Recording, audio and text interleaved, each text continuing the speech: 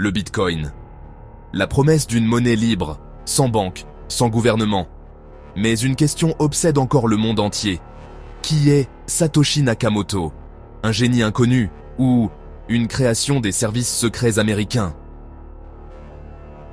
En octobre 2008, au cœur de la crise financière mondiale, un document apparaît sur un forum obscur. Un white paper ou livre blanc décrivant une monnaie numérique révolutionnaire. Signé d'un nom qui deviendra une légende, Satoshi Nakamoto. Quelques mois plus tard, en janvier 2009, le premier bloc de Bitcoin est miné. C'est la naissance officielle de la crypto. Mais déjà, un détail intrigue. Le tout premier bloc contient un message politique caché. Une phrase issue du journal britannique The Times. Chancellor on brink of second bailout for banks. Un clin d'œil contre le système bancaire ou une signature codée. Pendant 2 ans, Nakamoto échange par mail avec d'autres développeurs. Toujours précis, toujours technique, mais jamais d'informations personnelles. En 2011, soudainement, il disparaît. Plus aucun message, plus aucun signe de vie. Comme s'il n'avait jamais existé. Depuis 15 ans, personne n'a jamais prouvé son identité. Un seul homme? Un groupe organisé? Ou une couverture d'État? Le code du Bitcoin intrigue les experts.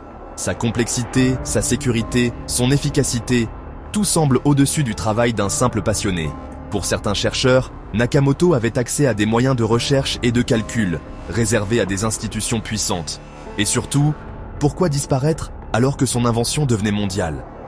Qui abandonne volontairement une création qui vaut aujourd'hui des centaines de milliards?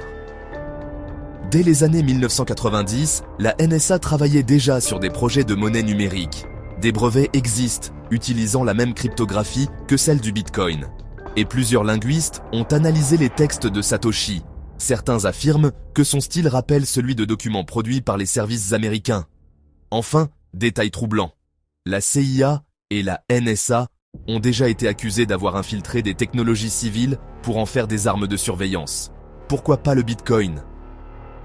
On estime que Satoshi Nakamoto possède environ 1 million de Bitcoin, jamais déplacés, jamais utilisés. Aujourd'hui, cette fortune représente des dizaines de milliards de dollars, mais reste figée. Qui peut résister à une telle tentation? À moins que ces bitcoins n'appartiennent pas à un individu, mais à une agence qui n'a pas besoin d'argent. Certains pensent que Nakamoto est en réalité un groupe de hackers, les cypherpunks, actifs depuis les années 90. D'autres soupçonnent même la Chine, qui aurait pu tester une monnaie mondiale pour défier le dollar. Mais aucune preuve. Et chaque fois qu'un nouveau suspect est désigné, l'affaire se referme mystérieusement. Alors, qui est vraiment Satoshi Nakamoto? Un génie solitaire? Un groupe de rebelles numériques? Ou bien la CIA testant l'arme monétaire ultime? Le mystère reste entier. Bitcoin est-il la clé de la liberté? Ou l'outil de surveillance le plus parfait jamais créé? Et vous, qu'en pensez-vous?